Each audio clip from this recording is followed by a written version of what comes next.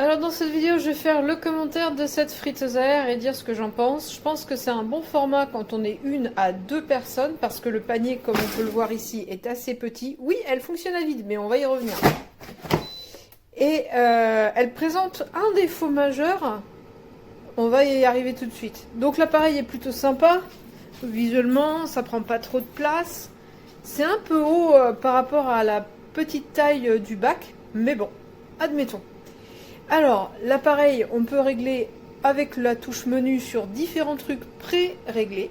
On va pouvoir modifier le temps, modifier la température, comme on le souhaite. Par contre,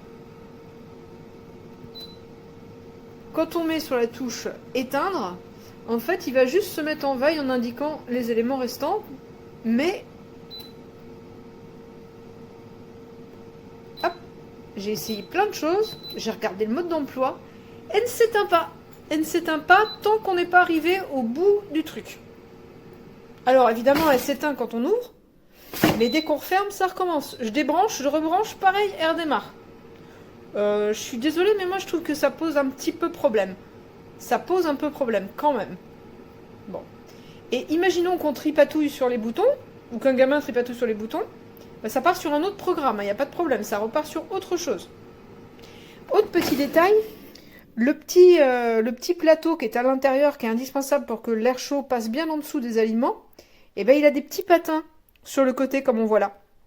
Et direct dès le premier jour, on a perdu un des patins. Donc j'imagine qu'on va perdre les autres patins assez rapidement. Alors ça fonctionne sans les patins, sauf que bah, ça descend complètement en bas, quoi. Donc comme on voit, le panier c'est du 4,8 litres. Alors 4,8 litres, bah, c'est parfait pour faire un peu de frites, un peu de légumes. On a fait des rostis, nous dedans, il y a encore des petits restes au fond d'ailleurs. Mais là-dedans, on va cuire, on va dire, 2 cuisses de poulet. Voilà. On va pas cuire un poulet. Là, pour ça, il faut aller sur du 8 litres. Et hop là, c'est reparti. Et pour quelle durée? Il repart pour 1 minute. Donc là, il y a quand même un problème de fonctionnement. Moi, je pense qu'on doit toujours pouvoir arrêter un appareil autrement qu'en arrachant la prise. Et je vais le montrer. J'enlève la prise, il s'arrête. Je remets la prise, il redémarre.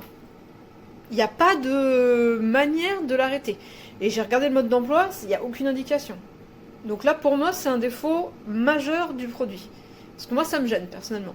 De ne pas pouvoir arrêter. Alors évidemment, si on fait une erreur de programmation, on peut reprogrammer. C'est pas le problème. C'est que moi, je veux pouvoir arrêter l'engin, quoi.